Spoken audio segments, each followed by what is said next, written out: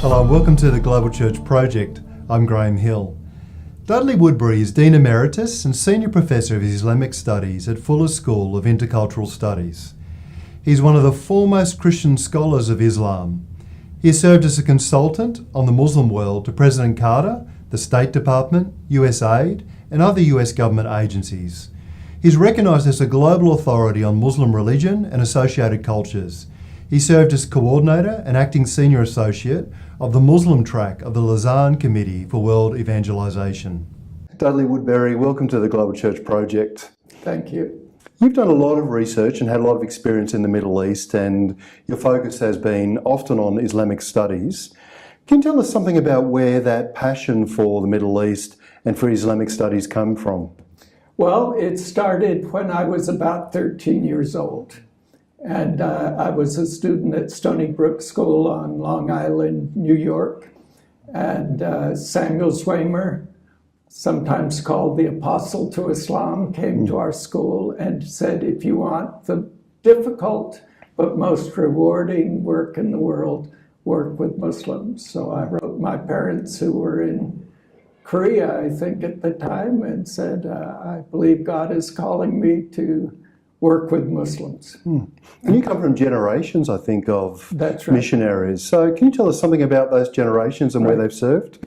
Well, my grandfather served in China. He actually was a prosperous businessman with a number of hardware stores around Michigan and felt called to be a missionary.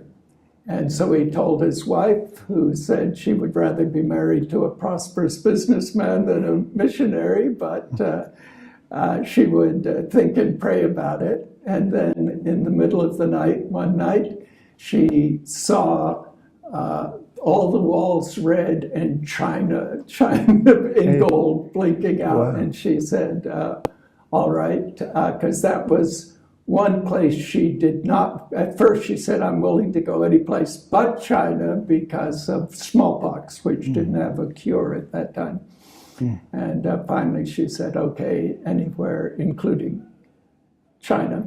So they went out, and he built the first girls' school in Shanghai, built a boys' school there, and Beulah Chapel, a church there, and trained a number of medical doctors on the Christian faith, who then went out through China as medical doctors, but spreading the gospel. Then my parents served in China as well. I was born in China. And so I had a sense of the value and the need of missions. And then the Lord called Roberta and me. You had an experience during the winter of 1939 that really confirmed to your heart that God has a particular purpose for you. Can you tell us something about that story? That's when I was in China. I had fallen through the ice. It was so cold that even the salt water had ice on it in Chifu, where we were living. And I was out on the ice in the harbor, and I fell through and got pneumonia.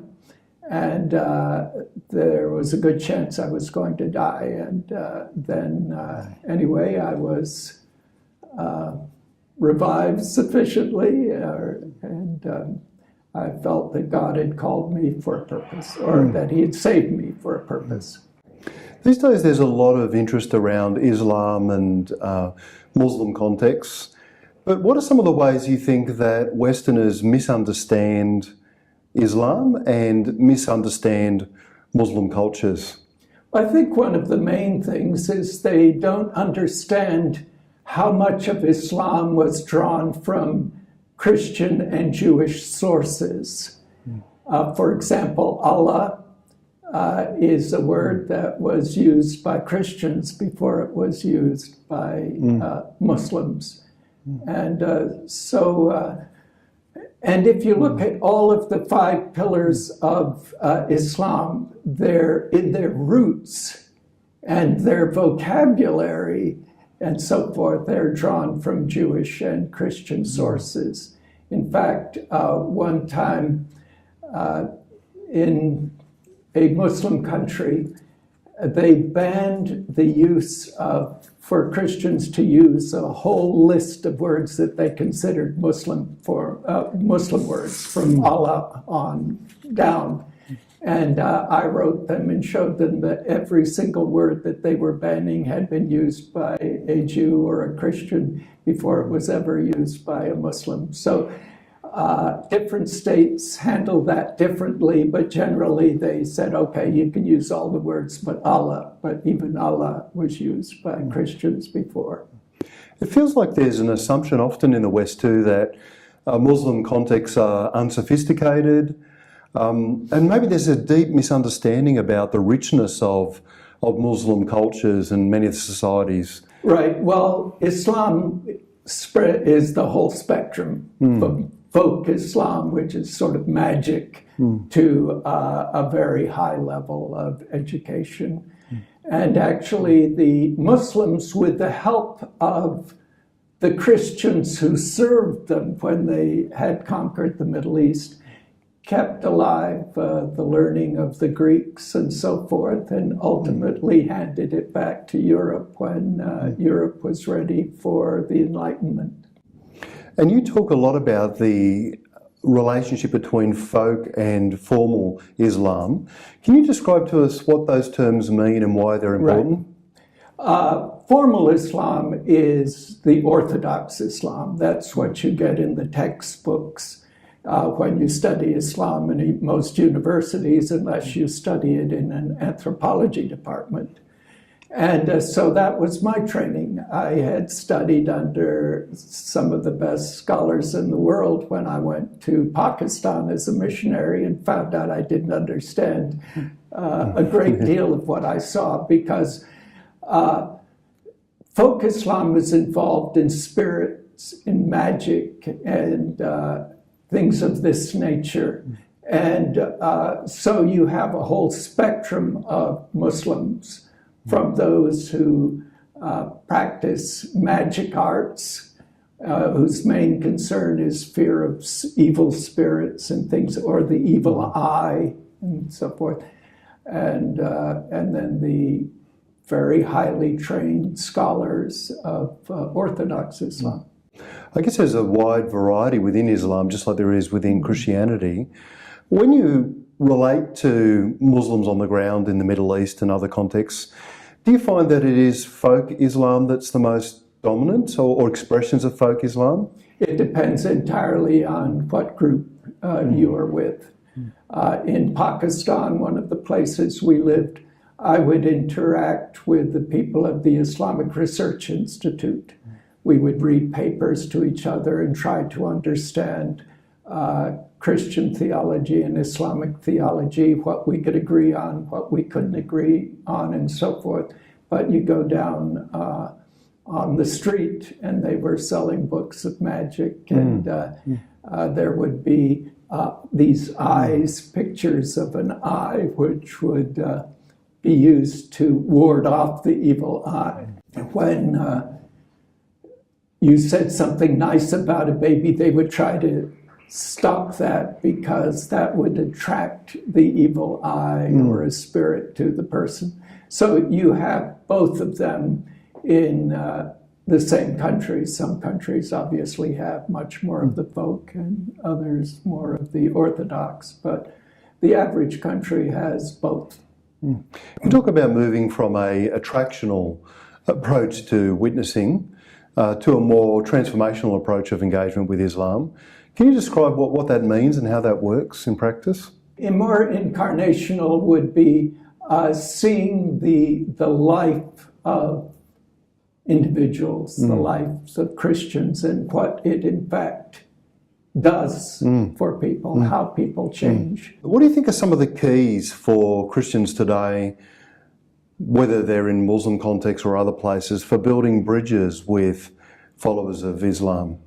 I think the main thing is starting out with hospitality and love and appreciation, and really realizing how important it is to be a good host, to be a good guest, and to build relationships of that nature. And then if you then become friends, and then if somebody gets sick in their family, you go over and say, may I pray for you? And almost always they will want you to pray for them. And gradually they begin to see that God does answer prayer, and they see the love and concern of Christians. Along the way, there are other things that can be done. Often Muslims are interested in the biblical characters that are in the Quran. And so what is sometimes done is Muslims are brought together, and would you like to know the stories of these people who are just mentioned in the Quran, and the Quran says nothing about it. Yeah. And so then looking at Abraham and Isaac and the various people through the Old Testament, going on to Mary, who they have a very great attraction to, ultimately to Jesus. By the time they have studied the real lives of these people that are only names to them. And particularly if you use the Muslim names for them, because in the Arabic and other Bibles, frequently they use a slightly different name for David and others in the Bible. And so many of them don't realize those are biblical characters. But once they have gotten the background of the stories, then by the time you reach the New Testament, some of them are quite ready to accept Christ. Many people in the Middle East, and it isn't just Muslims, I think, but many feel that the West has been unjust. But I think you've written somewhere that it wasn't always that way, that this has been a development that's recent. Well, what's your sense about how people of the Middle East feel about the West and how we arrived in that place? Well, I think there are two factors. One is they've admired the West and the can-do attitude of it, but then they came as colonial powers, so that was one thing that made it difficult. But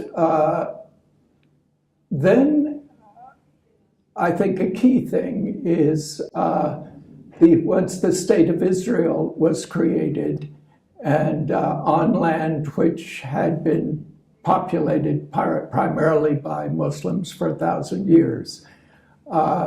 Then they got the idea that there was injustice as well. And I think these two, the colonial rule and the State of Israel, have been two of the factors that have tended to turn attitudes against Western Christians, when before that it was Christians who came and did provide schools for them, and they educated the girls as well as the boys. And they, particularly the Protestants, educated the villagers as well as the city people. The Catholics tended often to focus on the city people or the elite more. But nevertheless, these were seen as Christians providing things that they wanted. How do you think Christians today can be witnesses to the justice of God and to peace in the face of all the sorts of things you've just described?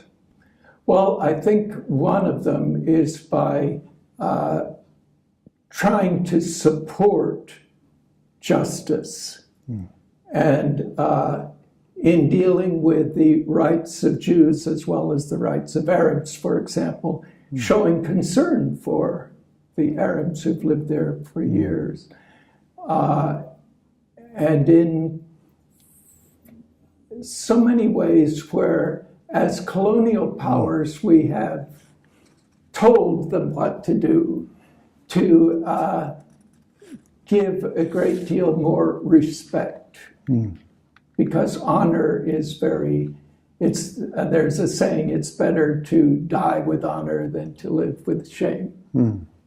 There seems in the West at the moment to be a lot of fear about Islam, and you understand where some of it's coming from with Right. militant Islam, but a lot of the time it seems very irrational, and without necessarily going into it, a lot of it is fed by politicians as well. How do you think that we Christians in the West can show a different way in terms of our engagement with Islam and our concern for our Muslim neighbours? Well, I think one of the things we can do is to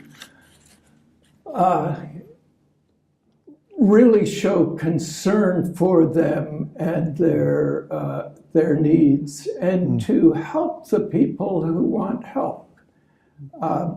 I was invited to Iran, for example, during the first week of the nuclear negotiations as a guest of the foreign minister. There were 10 of us scholars, and they had a number of them were atheists, so quickly they contacted me and said, we need a religious person, so would you come? Just the attempt to see what is just and how can we support justice and not just our own interests and so forth. This was very important. And what's interesting is I'd even have people that I'd never met would come up and ask about my faith and so forth. They wanted to know about Christ. And you wrote a book, I think, called From Seed to Fruit. Can you tell us something about that book and what you addressed? Well, that's the work of many other people. Yeah. In fact, it was a book, Global Trends, Fruitful Practices, and Emerging Issues. This grew up, there have been many conferences that God has used in raising up concern for missionaries and so forth. But way back in 1978 in Glen Erie, Colorado, there was one meeting bringing people together to see what can we do about Islam and ministering in Christ's name to them. And then we had another one about 2007 in Thailand. And this was a result of that book. What we did on that occasion is they brought a number of people, a large group of people, all of whom should have been involved in the planting of at least one church among Muslims. And then they brought a bunch of mission executives there. And so on the one hand, we looked at the preparation had been at least 3 years before of various missions sharing what God had been doing and what the fruitful practices God was using. And so we then discussed these and compared them, and then presented the needs to the mission executives so that cooperative teams of people from various missions could go to some of these unreached Muslim people groups of over 100,000 and so forth, and work down. And so every 3 months, this information is shared, and these are groups working together, missions, with people from different missions going in the same team to work. And so this was the result of that meeting there, and it was first global trends, what is happening out there among Muslims, what is happening in the way of Christian witness. And then fruitful practices. This was the result of 3 years of sharing information of what is God blessing. And so the fruitful practices were those, and then emerging issues were other issues that arose from that. And God used that, and this partnership has gone on for a number of years. We are actually going to have another meeting this year. But the difference this year is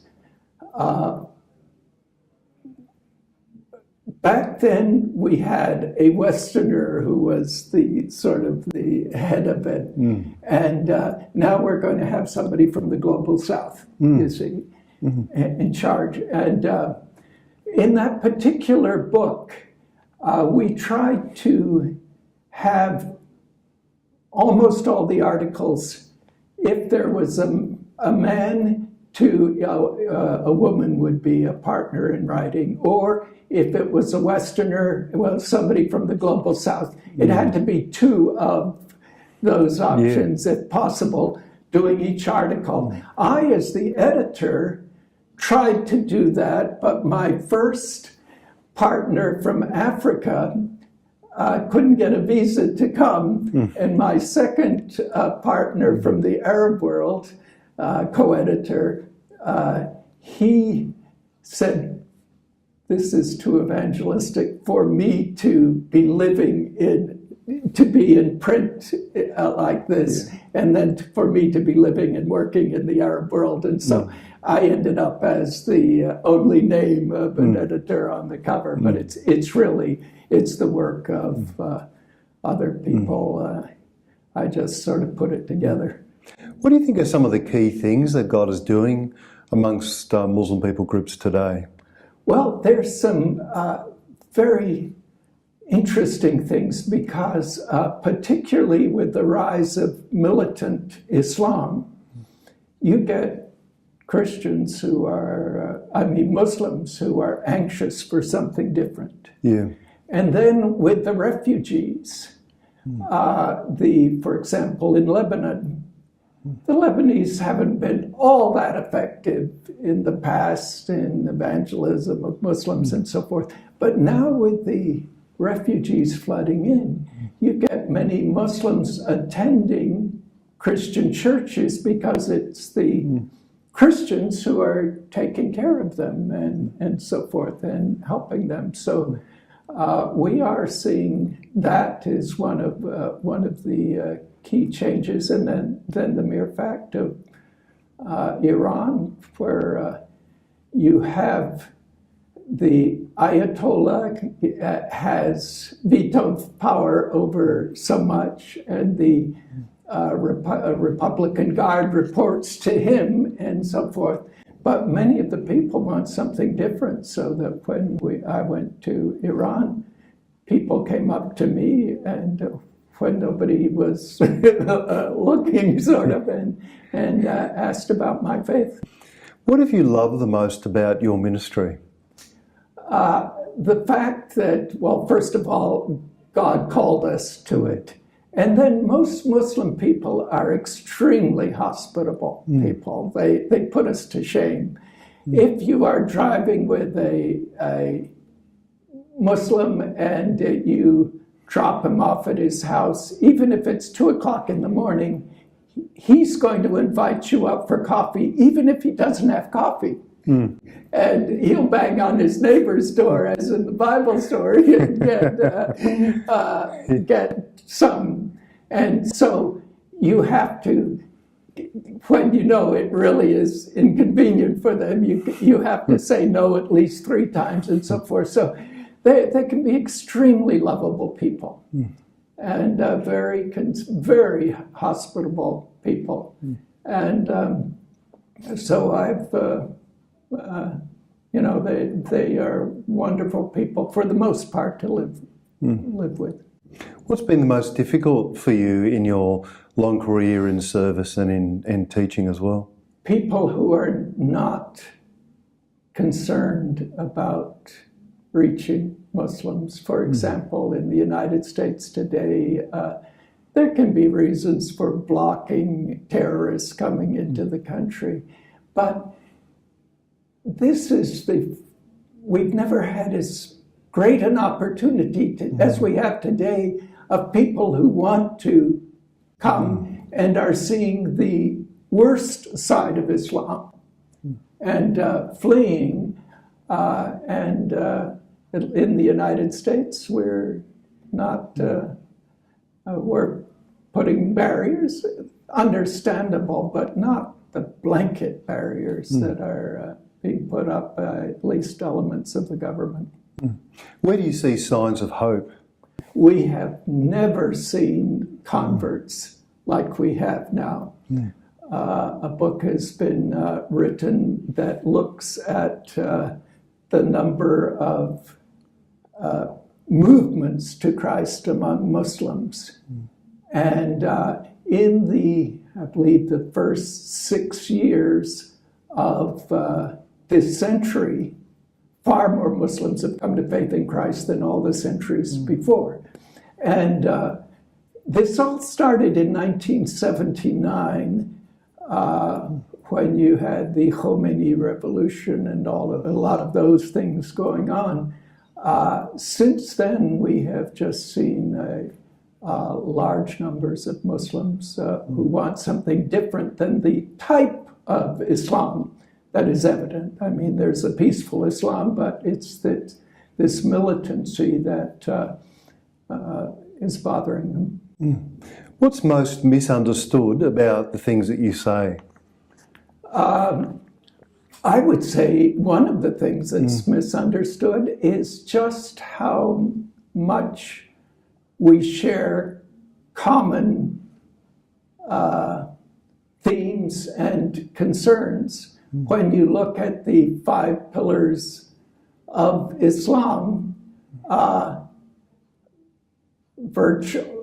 great deal of them, other than the pilgrimage to Mecca, but we've had pilgrimages to Jerusalem and other places, but a great deal of that we have in our own Jewish or Christian history.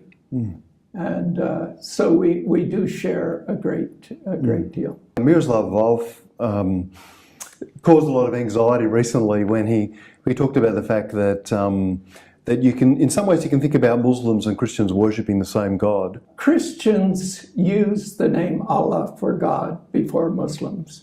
If you look at Philip K. Hitti's book, A History of the Arabs, Volume 6, I believe it's page 101, you will see a shrine there, a Christian monument with Allah for God on it. And so Christians had used Allah long before Islam. So we share the same belief in Allah, but there are a great number of things that are similar, and there's some things that are not similar in their view of God. The mere fact that we think of a triune God and they do not.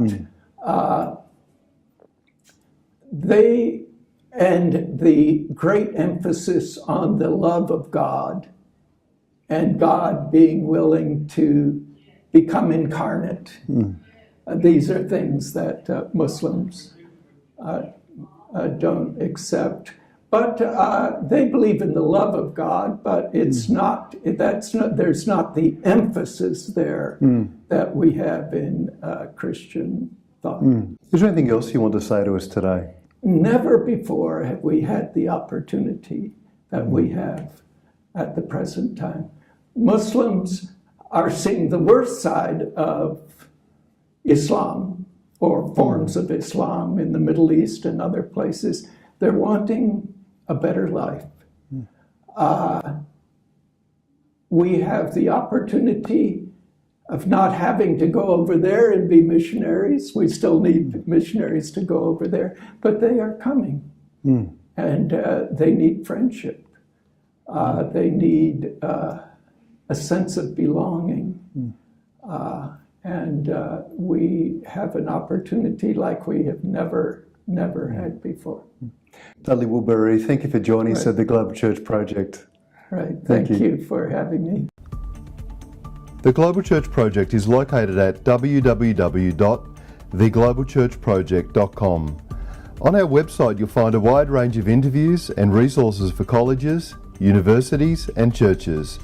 I look forward to your company next time. From me, goodbye.